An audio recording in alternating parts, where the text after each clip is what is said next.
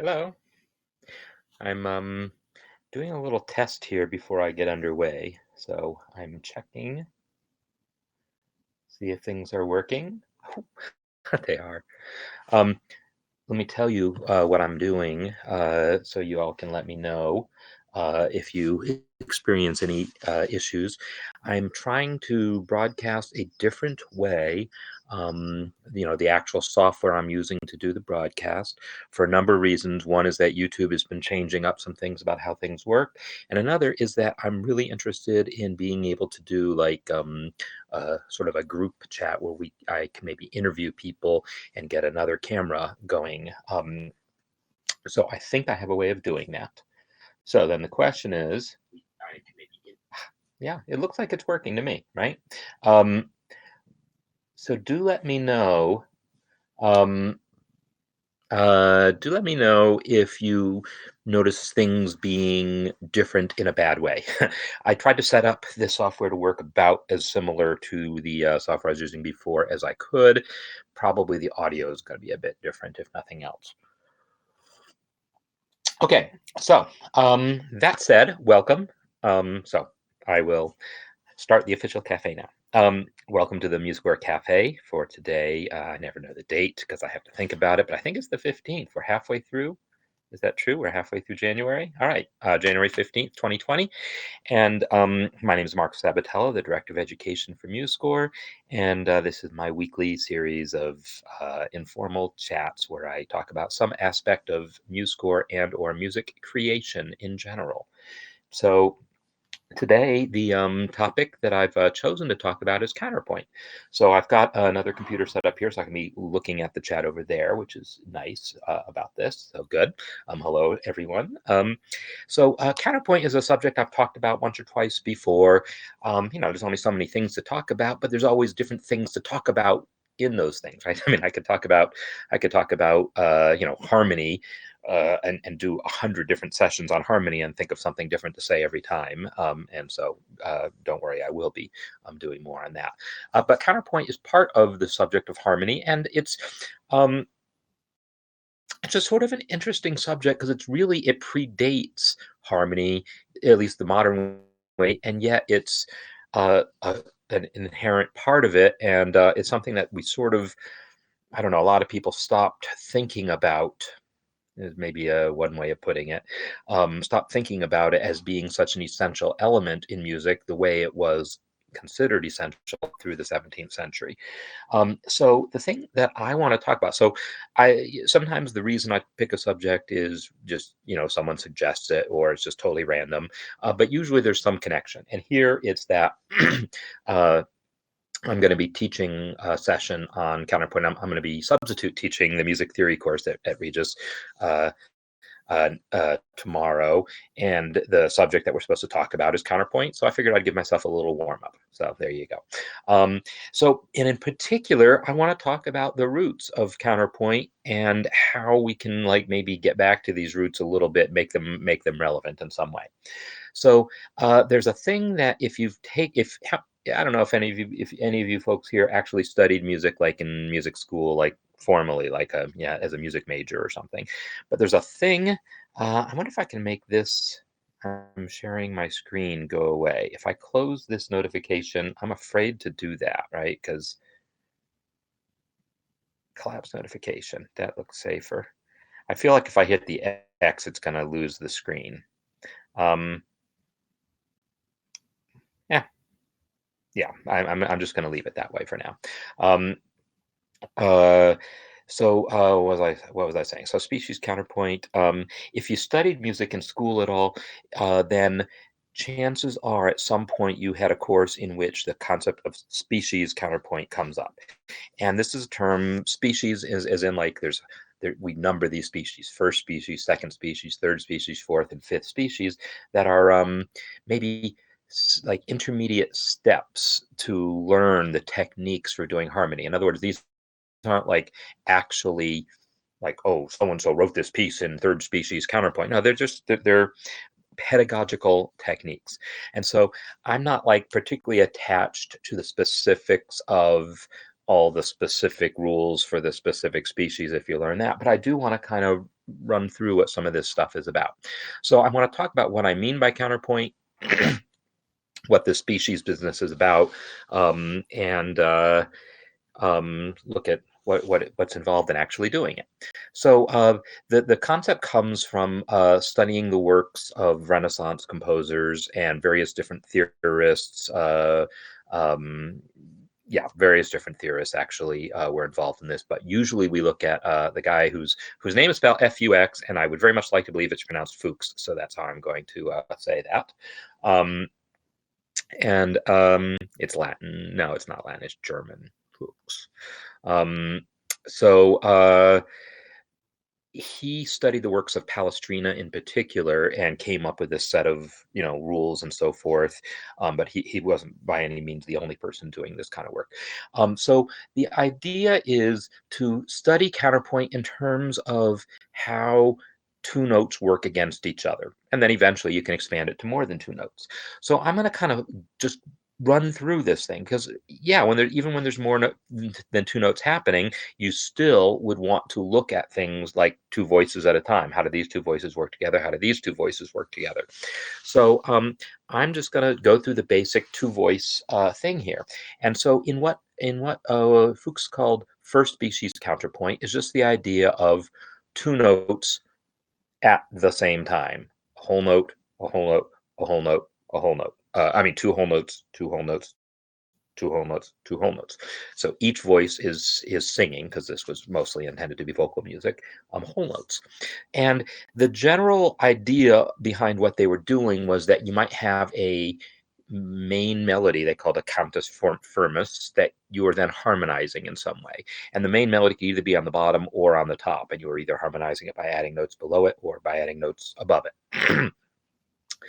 I'm going to do the version where we're just going to have a melodic line here in the bottom, and then we're going to talk about harmonizing it. So I'm going to just enter some whole notes.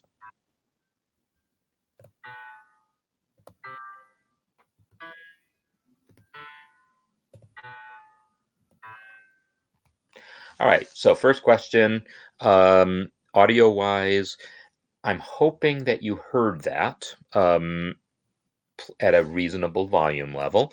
When I was first doing some experiments with this, I was getting all sorts of hiccups, but I'm not sure if that was just a temporary glitch or if things are different. And I also want it so that when I talk while it's playing, it doesn't terribly screw things up. Anyhow, that's the kinds of things I'm going to be concerned about here. All right, so I've got my note played a little low volume. All right, well, let me turn it up a little. That's easy enough. I just turn up the volume of the speaker here. Okay, so the basic rule when writing this first species counterpoint is that all the intervals need to be consonant. And so that there's your first question is, well, what does it mean for intervals to be consonant? Well, actually, what I'm going to do is I'm going to take this whole thing. I selected it, click, and then shift. Oh, I don't have on the oh, one of the other reasons why I'm switching this to a different thing here is I'm curious about being able to do this from my Chromebook. Now that I'm doing so many things from my Chromebook, I really want to broadcast from the Chromebook. It occurs to me, though, that I don't have that nice little utility that displays keystrokes as they appear for the Chromebook. So I might want to see if I can get something like that running. And if not, that'll be good to know. But I selected this, and then control up arrow will move everything up an octave, just because I don't really need it to be that low. In fact, instead of bass clef, I think I'm just going to write them both in treble clef. There we go. So the intervals are supposed to be consonant. And consonant intervals are octaves and fifths, and then thirds and sixths. So in particular, not seconds, not sevenths, and not fourths sometimes. And the whole thing about fourths is like a whole complicated story, but really it's not so much that it's dissonant as unstable, especially if you have multiple voices, a fourth above the bass note. So anyhow, fourths have barely audible. Yeah, I'll just turn it up more. So I feel like this is approximately the same as it sounded on my other computer. Maybe. Okay. Um, when I go back to the actual broadcasting thing here, I have the option of including the audio from my screen share or only relying on the microphone. So that's uh, on the other one, it worked better to only rely on the microphone. On this one, it seems to work better to actually share the audio from the program also. Okay, so still make the notes louder. Well, I'll just keep going up. Um, uh, but yeah, normally I hopefully won't be talking while I'm playing music a whole lot. Um,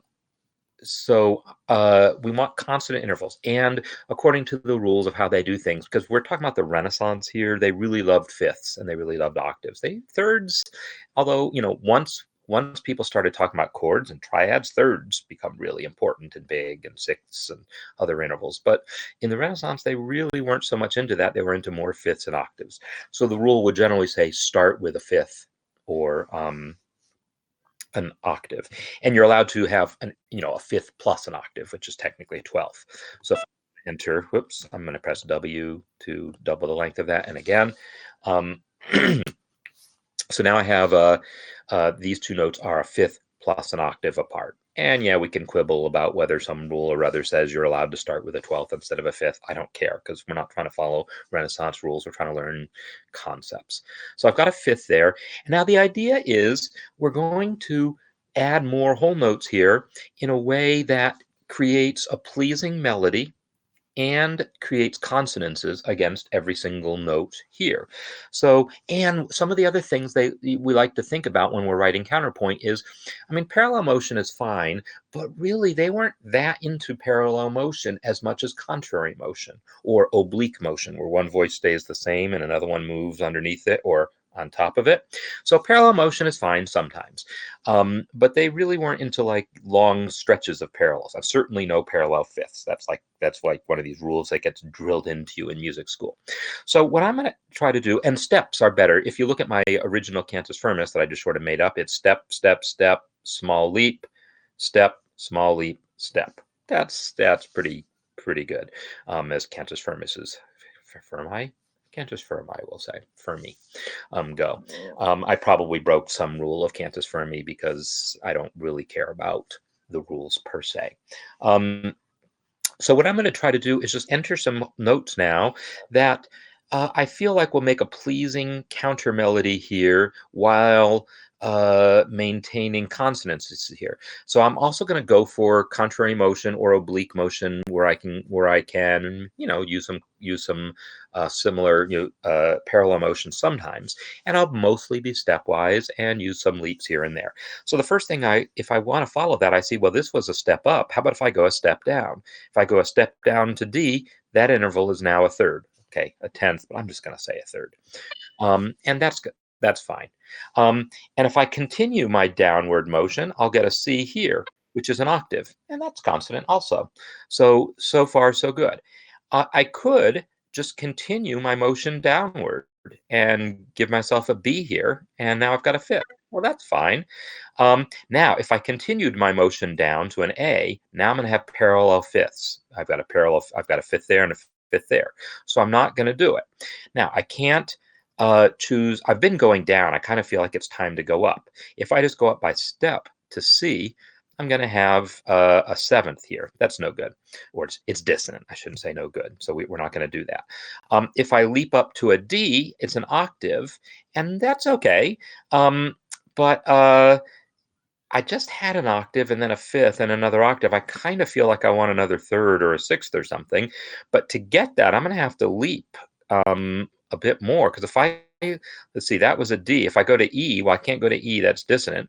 If I go to F, I can go to F. And this is a third here. Now, this leap here from B to F is a leap of a tritone. Some people would say, no, don't do that. I'm going to let it slide personally. So I'm going to let that one slide. Although I tell you, I would let it slide if I could then resolve it down by step to an E, but then I'm going to have a fourth here, and I'm a little not comfortable with that. Now, maybe I'm not married to this cantus firmus. Maybe I can change that in whatever context we're dealing with. But when you're doing like theory assignments and so forth, they usually give you a cantus firmus and they don't change it.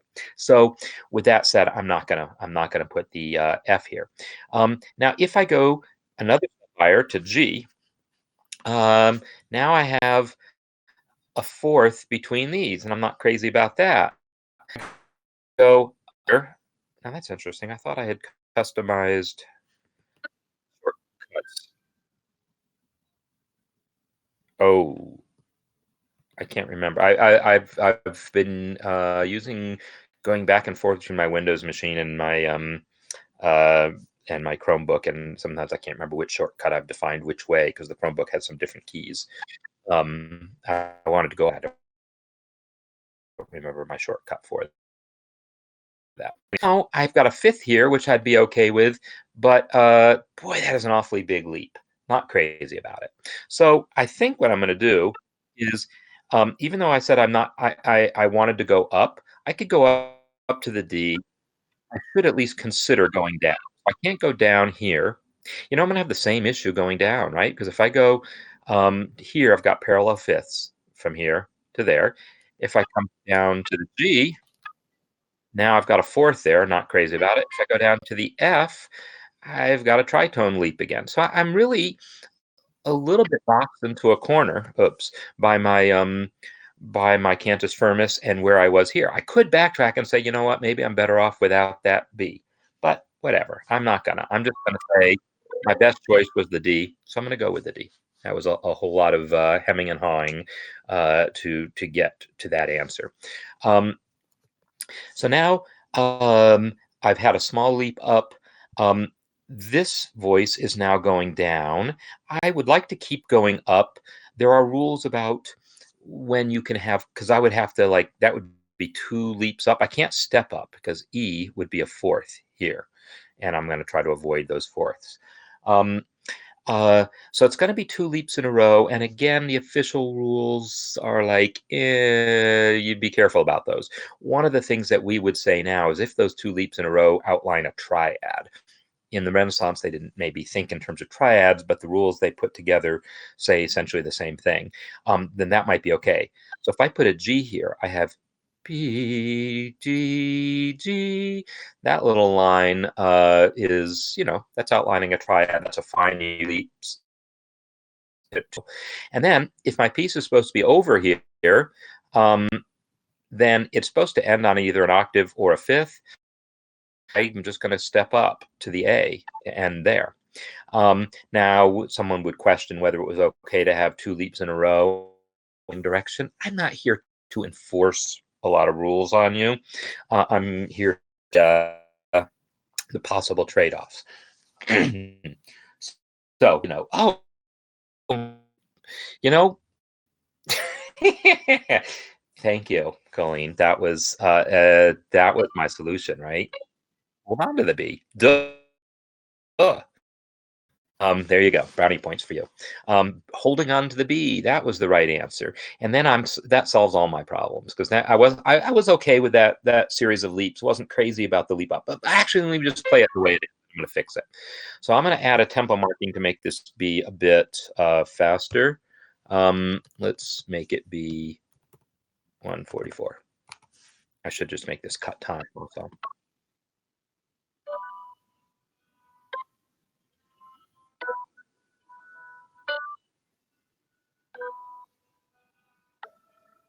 All right, so that's what I had, and that's still not fast enough for me. I'm going to go up to like 160.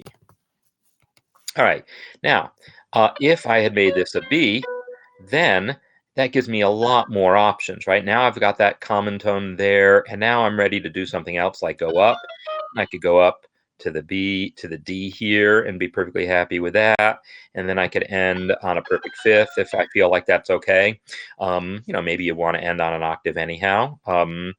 If I'm going to end on the octave, I would probably leap to the octave, but now I'm going to have two leaps in a row that don't outline a triad, so that's not great. I could choose to leap down to the octave, but whatever. I'm going to go with it this way.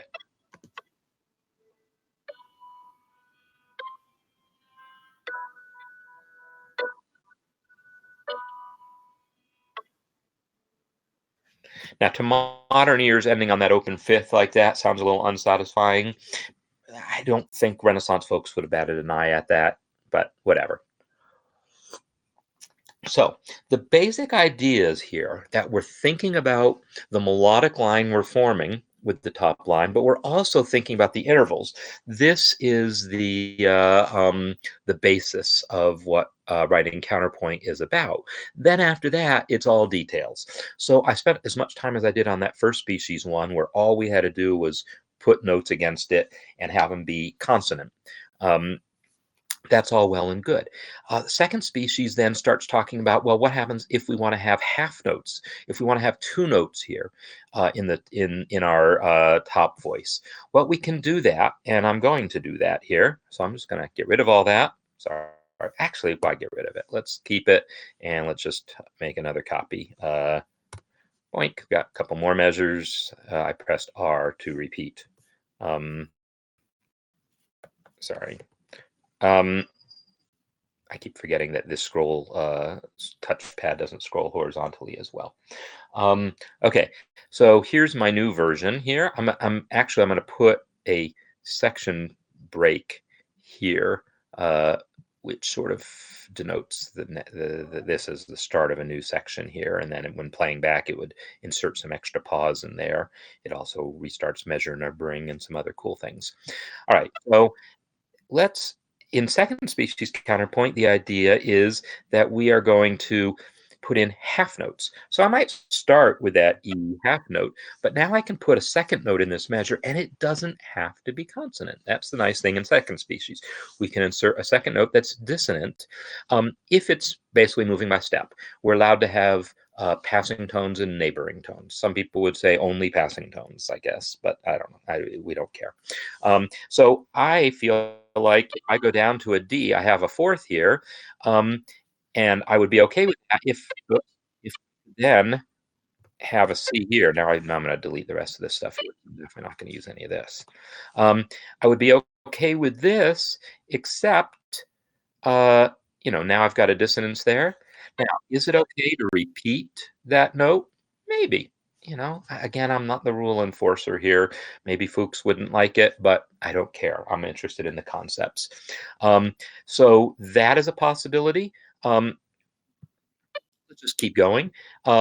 If I then maybe decide I want a consonance here, B, ding, I can go up to a G because I feel like going up to a G. I don't have to have dissonances there, so I'm not going to. And then I'm going to just put another. Actually, I'm going to go ahead and go to A. There's parallel motion here, but it's a sixth, right? From B to G is a sixth. From C to A is a sixth. Parallel sixths are fine. Again, we don't want to write the whole piece with nothing but parallel motion because then we don't have as much counterpoint, but that's fine. And then I can start thinking about I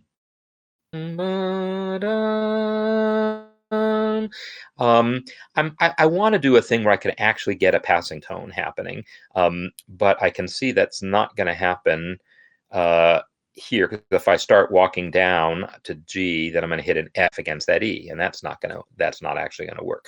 So I'm just going to come back down to an E because I can. That's consonant. G wouldn't have even been a passing tone, but been consonant. And I really want to make some dissonances happen. So we'll just keep going and see if I can run into one.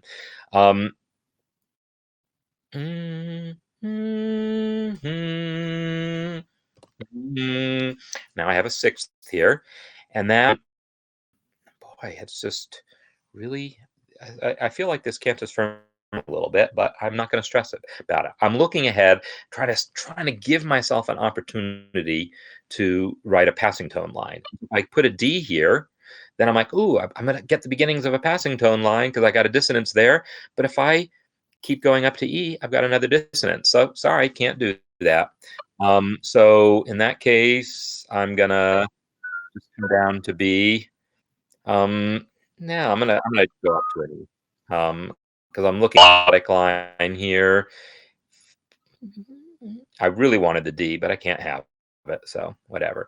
If I come back up to an E consonant pretty well, um, free reign to do whatever I want in this measure other than come back down to a D. Because if I come back down to a D, I've got an octave here and it'll be an octave there. That's parallel octaves. No good.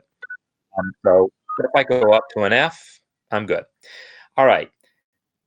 Good. Now I finally get to do the passing tone thing because here I can put an E here, which is dissonant here. But if I continue the motion down, it's consonant again. Finally got my passing tone thing that I kind of have wanted to do in here. And now last time we ended on that open fifth. This time, let's go ahead and make sure we end on an A, and I'll make it be a whole note. Now all I need is and I kind of would want to make it a B, just because the melodic line feels like that would be nice, but then I'm going to have parallel octaves between BB and AA. So it, oops, half note, G. And now I've had a leap down and then a step up. So this all should be good.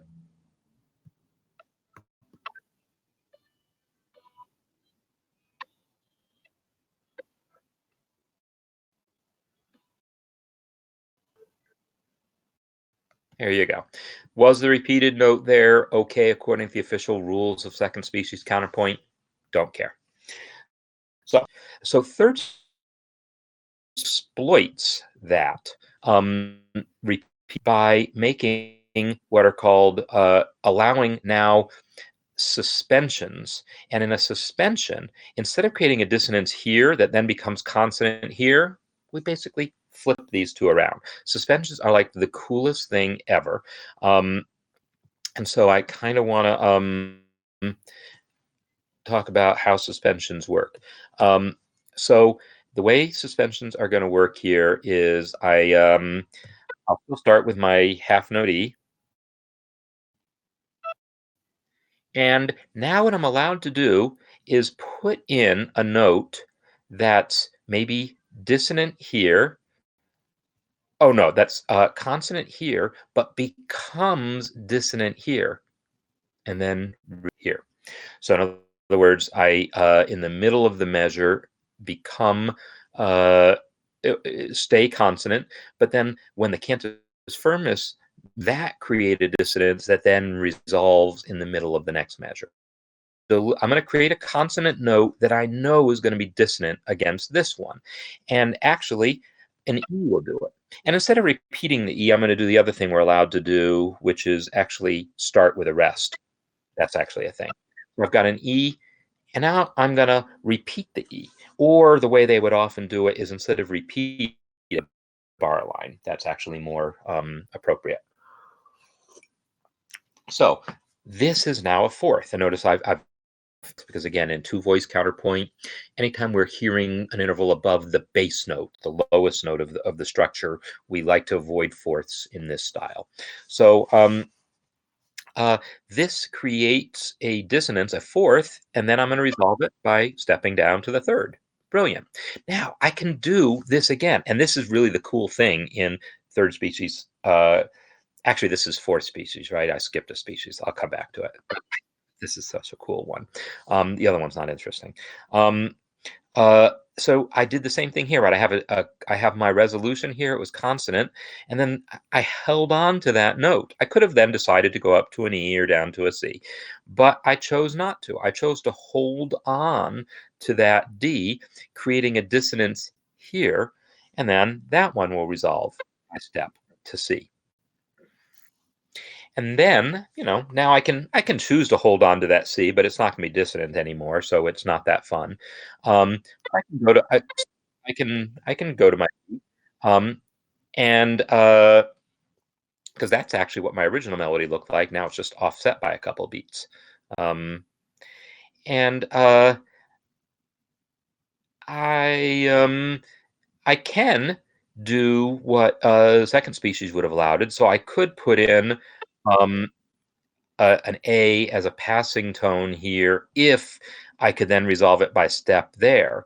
Now, I can't resolve it by step in the same direction. I can come back to the B.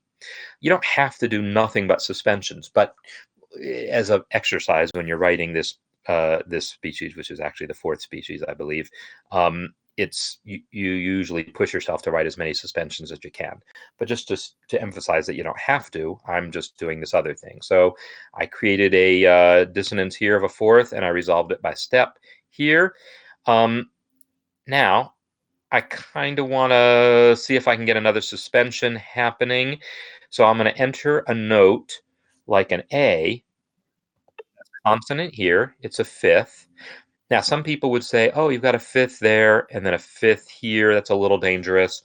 I'm not going to sweat it because I don't care. And I'm going to hold on to that A, which now creates a dissonance here. And I can either resolve that dissonance by going down a step or by going back up a step. And in this case, I'm not going to do it by going up a step because I know I'm going to want to come back down to the A here, and then I'm going to have parallel octaves. Solve it by going down a step, which creates a sixth, and then go back up to the A to end. So this is now starting to really capture something of the actual feel of Renaissance counterpoint.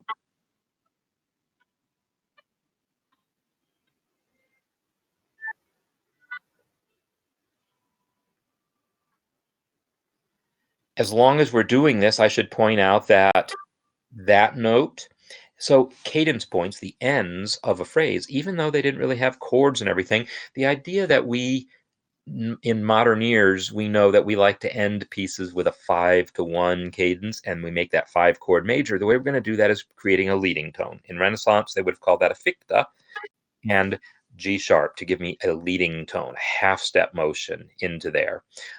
That's a really common thing that you would see in the Renaissance.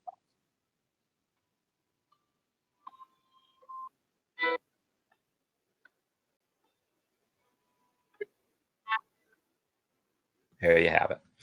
So that's this species of counterpoint. And then, so I said I actually skipped third species, I believe. Oh, I should mention these resources because I did go to the trouble of pulling them up here, and I'll paste them into the chat. One is the Wikipedia article on species counterpoint, which is not bad, not bad at all. So if I come to my chat window, I topped it out, didn't I? Got too many windows open. I guess I didn't pop it up. I popped it out in my other window. There's the Wikipedia article. We're supposed to be able to hear it when I played. Could you still not really hear it? Yeah, you should. So I'm confused because the microphone should have been picking it up. That's why I don't understand. The microphone really should be picking this up well enough that you could hear. So maybe it's while I'm talking, it's re-leveling the volume levels, and I think maybe that's what for too, and that I just need to not talk while I'm playing. So yeah, because all right, I pasted in that link. Let me just paste in the other link before I forget. This is Open Theory, openmusictheory.com. It's sort of an open source. It's not really that open. There's just some people that wrote it, and it's theirs. But it's open and that anyone can use it, and I'm sure you could suggest changes. But Open Music Theory is a cool site, and if I then go in the contents to so let me paste that into my chat.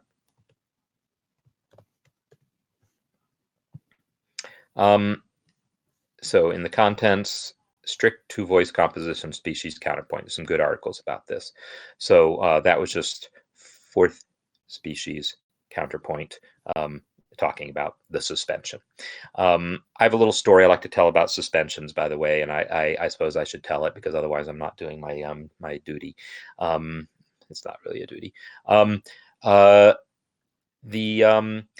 The way I like to talk about suspension, we come back to my musical example here, is it consists of three parts, and everyone talks about it this way.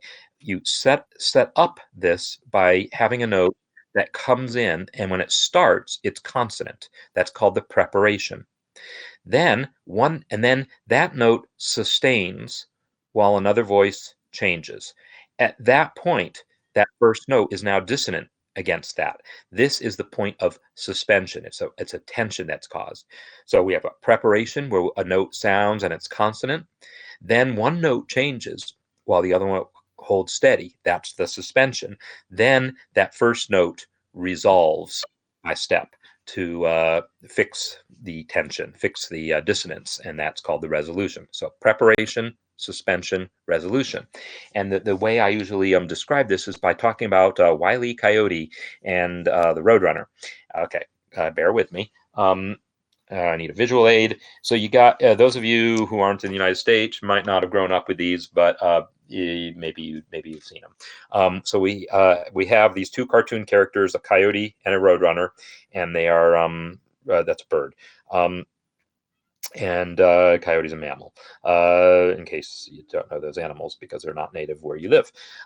So they're chasing each other around. Actually, the coyote's chasing the roadrunner. And what happens invariably in these cartoons is the roadrunner comes to the end of a cliff, and the roadrunner makes a quick turn to avoid running off the cliff, but the coyote runs right off the cliff. And at that point, he's on solid ground and then kind of moves in such a way that the ground has now moved out from under him. There's no ground underneath him, and he just does this thing where he spins his legs and then realizes he is suspended in midair, and then he holds up a sign that says help or oops or uh-oh or something like that, and then falls down, and that's the resolution of that. So my coyote metaphor for suspensions. There you have it. So I'm going to just play this one more time, and this time I'm not going to say a word, and I'm going to just turn up my speaker full blast.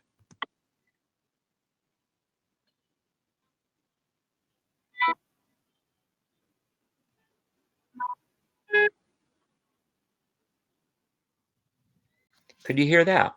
I would like to think so, because it's if the microphone picks up my voice, I can't imagine why it wouldn't pick up the music. So I will give someone who's at a terminal. Not really. Yeah, that is that's disappointing. So I'm gonna have to play around with this, and if that's gonna be my I mean, I could turn up the volume there, but sharing screen. I wonder if I can change this at this point.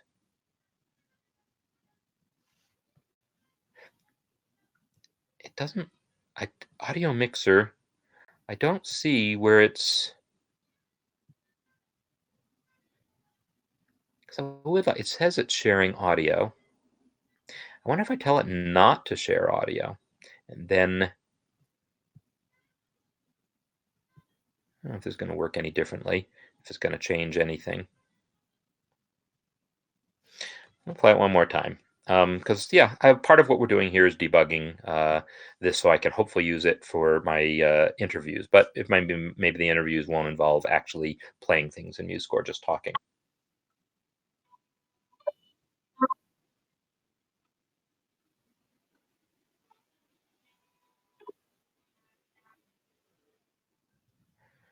So I guess the question is, did that work any better? And I will still do some more experimenting to see what else I can figure out. So the next species, which is really the last unique species, is the third species. As I said, I skipped it when I did the fourth because the fourth with the suspensions is so cool. The real deal with the third species counterpoint is that you can have multiple notes instead of just two notes in the top voice. It can be 3 or 4 notes. So now we're talking about quarter notes. You can have multiple passing tones. So I can go bum, bum, bum, and I don't have to worry about like the fact that that was a dissonance, that's a dissonance, and now I could then resolve this by step, except whether I go down to A or up to C, it's dissonant. That's not going to be up. It's dissonant again. So if I have a I'm thinking ahead of myself, but I have dissonance here, A to D, and if I resolve it by step here, I've got another fourth. If I resolve it down by step here, I've got a second. So I can't really do that, but I can go up to the E, and then maybe. So the idea is you can have dissonances here as long as they resolve by step. And there's more to it than that, but that's the basic gist of it. There's a really cool figure you can do where you're allowed to have double neighboring tone. So I can go up to E, down to C, which are both dissonant. E is a fourth, C is a second, and then come back to my D.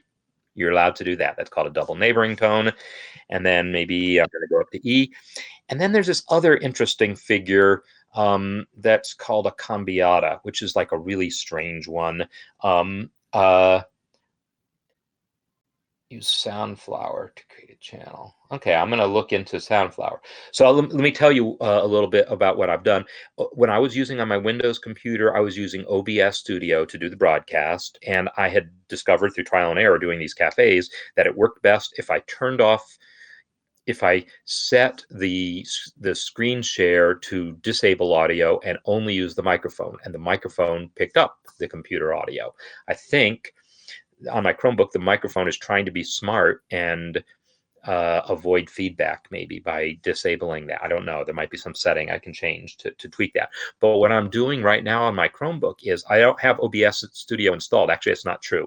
I do have it installed as a Linux app, but I'm not able, I haven't figured out how to get it to actually access everything it needs to access. So I haven't bothered to set that up because I also want to do this screen share thing where I can have multiple presenters. And so for that, I'm using a web-based service called Livestream. Yeah, it's called Livestream. I should know that. Yeah, Chrome. So this is it. Go Lightstream, not Livestream, lightstream.com. And so it presents an interface that lets me, ooh, my screen disappeared. Not good. I guess I need to choose that again. Select screen share. Turn off audio because maybe that's helping. And share. All right.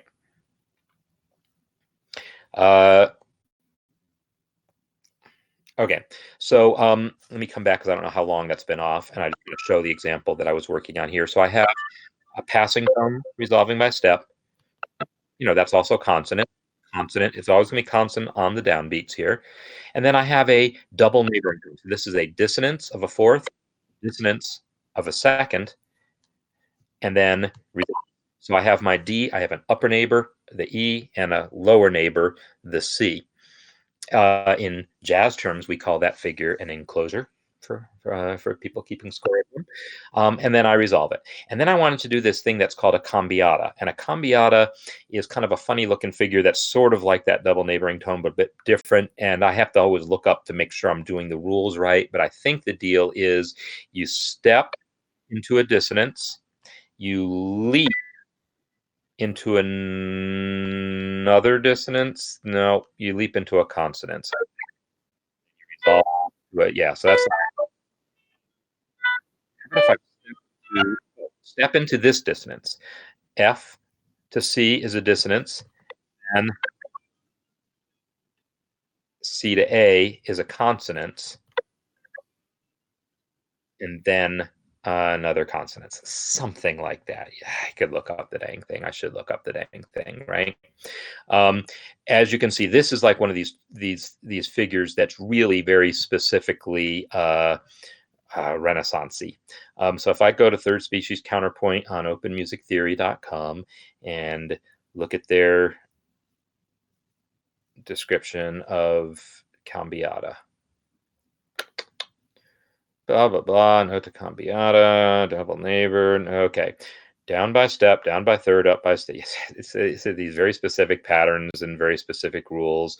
The first third must be consonant and the second note will be dissonant. Yeah, so blah, blah, blah, blah, blah. It's a figure that is where they say it's okay to have dissonance. But again, I'm not here to enforce a bunch of rules on you. Black screen, but a really weird sound. Okay, so yeah, I've got the picture back now. Yes? No? I should have it. Oh, you know what I need to do? I need to hit the send alive button. Now that I don't know what happened that caused me to lose the screen. Sorry. But now it should be back. It's back. Good. All right. So looking at my example again, I have dissonance here, a fourth resolving by step, set tone. This guy's consonant, no worries. Now I have consonant at the beginning of the measure, at the end of the measure, the same note, D and D. Those are both consonant. And then there's a note, a neighbor tone above it and below it, because both the E and the C are dissonant. Normally you wouldn't have two dissonances in a row. Normally you wouldn't. Oh, you can have two dissonant passing tones. If I have two passing tones in a row, that's okay, but by step. But normally you wouldn't have two dissonances in a row by leap like that. So I'll try to get two dissonances in a row by step in a minute. But here, this leap figure is okay because you have a note above the D and a note below the D. That's what's called the double neighboring tone, or enclosure in jazz terms. We have our cambiata figure, where we have a consonance here, a step to a dissonance, and then we leap to a consonance and come back down to a consonance. And then I think the next note is supposed to be consonant according to the rules of such things. I don't know if it has to be by step or whatever, but again, I'm not going to care about rules. All right, so we'll find out if it sounds better or not when I start playing it for real. So I can now start, go down to D and have another dissonant. C is actually a consonant. And then maybe I'll go back to D, which creates a dissonance, and then keep going up to F, which is consonant, because I'm going to need consonants on my downbeats. And then I haven't done much in the way of leaping here other than my cambiata, so maybe I'll leap down to D and do a triad-y leap thing here. And then for my note here, I have to think a little bit. I can go, if I go to B, if I go to G, that's a dissonance, that's a 4, resolve it by step, but both F and A would also be dissonant. So I think what I'll do is, instead and this is consonant, so I can do, instead of, and now I need to work my way over to an A. Oops. W. All right, now I just need to come back. Control left. Now I just need to fill in these beats. It's often good when you're doing these exercises to fill in that last note and work your way into it to make sure you don't box yourself in and you can't end it the way you want to. And I really know, for that matter, that I want to end with a G. And I'll probably make it. Now I can look at this.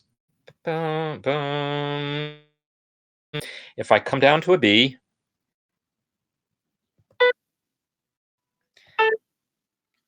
is this okay? Is it okay that I have a dissonance here on beat 3? I don't know. The rules of counterpoint probably. Oops, I accidentally stopped it. That was me.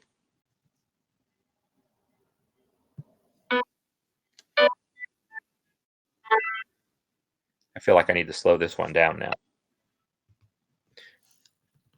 I'll go with 100.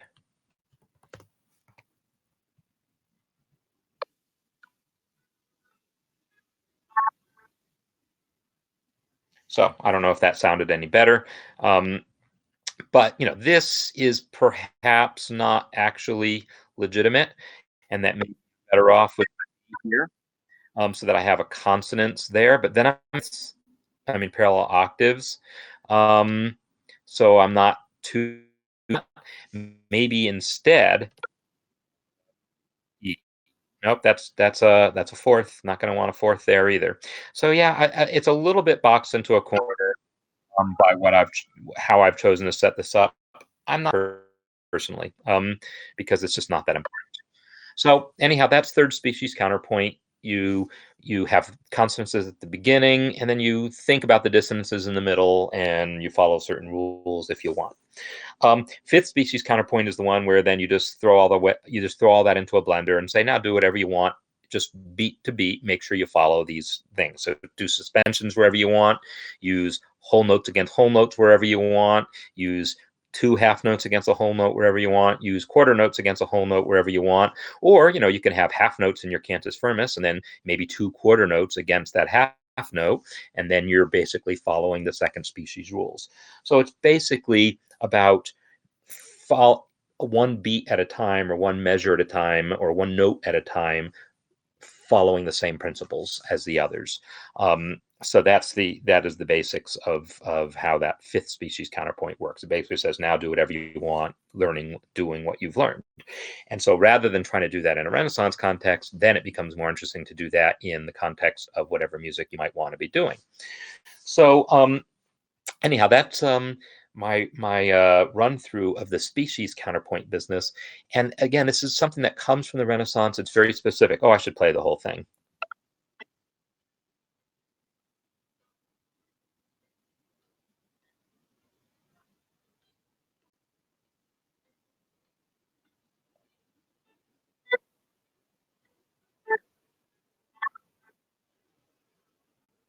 And there you go. So how is this relevant today? Well, I would claim that every single principle, when I talked about like blowing off some of the specific rules, I would say all the principles are still good. It's still good to think about starting measures with consonances, to have, like, where notes coincide, to have them be consonant. When they're not going to be consonant, to think about, oh, well, maybe the suspension thing is a good way of doing it. No sound again, really? That is disappointing. All right, well, yeah, I'm gonna have to figure that out. Why it doesn't seem to want to pick up the computer sound the way I would expect. So I'm gonna just have to play with that on my own and see if I can. I might like check in with someone and see if you might get some notification that there's a cafe starting sometime in the next week. That's not really going to be the case. Of just me be doing sound tests, just as a heads up. Anyhow, I would claim that all the principles here of like thinking about consonance and dissonance, thinking about resolution of your dissonances, thinking about things like these suspensions that are really kind of cool, how they give this rhythmic interplay, thinking about things like introducing leading tone, which in classical harmony we might now call a secondary dominant, as opposed to Renaissance harmony, I should say. Um, all these concepts are good no matter what kind of counterpoint you're writing. And by counterpoint, I just mean multiple notes moving at once. And so it could be, that you're actually writing a Baroque fugue, or it could mean that you're, writing some line in the style of Stravinsky and you've got multiple melodic lines. Or it could mean you're doing a jazz arrangement and you just have two horns and you just want them to not always be moving in perfect lockstep with each other, but want them doing some interplay kinds of things. So all of those are situations in which you want to think about these sorts of concepts. You're just not dealing with the specifics of, I'm writing whole notes and putting two half notes against it because I'm in second species counterpoint. You just think about, oh, I got a couple notes to put in here, and maybe the first one should be consonant, maybe that second one can be dissonant, and maybe it should resolve by step. And then you think about what that means in the context of what you're doing, because like in a jazz context, consonant and dissonance, that becomes a little more freer. And what it means to resolve dissonance, a lot of the specifics change, but the concepts remain very similar. So anyhow, as I mentioned, I want to talk about counterpoint to sort of wrap my brain back around the concepts in preparation for talking about it with a class tomorrow. And I hope you all are getting something out of this also. Colleen, thanks for that big hint about holding that common tone, because that was the good idea that you had there to get out of that box. So I appreciated that. I am, as soon as I can figure out the technical issues, I want to start trying to like line up some interviews to do here. And to do the interview, I don't need the sound in MuseScore to work if we're just talking. But of course, it would be nice to be able to bring in the screen also. So I definitely want to get that working. Um, uh, So uh, anyhow, I do want to get that going. And so if you have ideas of like, I want to try to talk to some of the other developers and maybe some other people in the music notation community who might want to come on and be a guest on the show. So uh, I'm going to be open to suggestions for that. Maybe even have a panel discussion because supposedly I can have several people talking at once, and so we could even have like a panel discussion. Maybe some of you guys want to, chatting is one thing, but if you feel like actually talking in like real time with your face on there, that could be arranged also to have this as a discussion. Um, so anyhow, those are some thoughts to think about. I'm going to Brussels again, as I did last year for the FOSDEM conference, and so I will. I think last year I actually broadcast from there, but this year I don't think I'm going to arrive that early. I think I will broadcast from here before I go. So that's in a couple of weeks. Got to get my plane tickets. Okay. Been talking a while. I think I will be wrapping up. Guess would be cool. Oh yeah. Elizabeth. Yeah, and we just did that with one camera, but now we'd be able to set that up where we each had a camera, and then I could also share the screen and things, so we could do a lot cooler versions of things like that. That's actually a great idea, is to do another accessibility one. I'm still really hard at work with further accessibility improvements, just making things work that much better with screen readers, make the keyboard navigation that much better, and so are a couple other developers. So we've got we'll still have. I'll continue to have more things to talk about accessibility wise, because it's still, and that's what my presentation is going to be. That when I go to this conference in Brussels, doing a presentation on accessibility. Okay, I am going to sign off at this point, and wish everyone a good week and enjoy some music making. And I will catch up with you next week. See you later.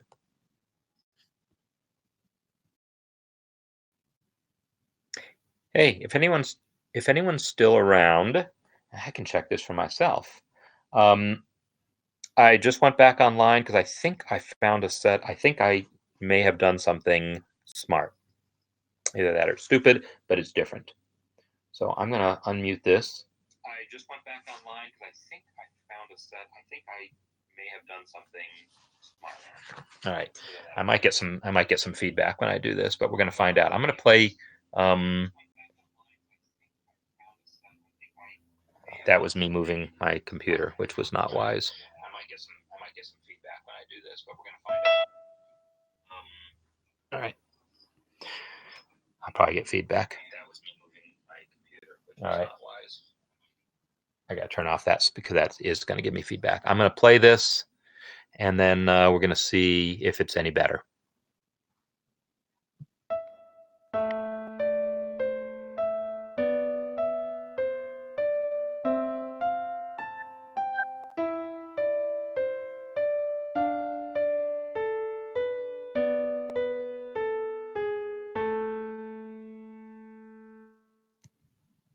All right, I'm going to do one more where I talk over it. This time I'm going to talk, so I want to know if you can hear both the audio and me at the same time, or if it's trying to do something clever where it shuts off the computer audio while it's broadcasting because it's talking. All right. Or if it's trying to do something clever where it shuts off the computer audio while it's broadcasting because it's talking. All right, I turned on the audio at the end, and I could tell perfectly well that didn't sound so hot, at least not while I was talking. But I'm going to back it up a little bit and check out. So anyhow, I'm going to keep doing little tests here and there. So if you see anything that says I'm broadcasting between now and next week, you can safely ignore it. It's just me testing audio.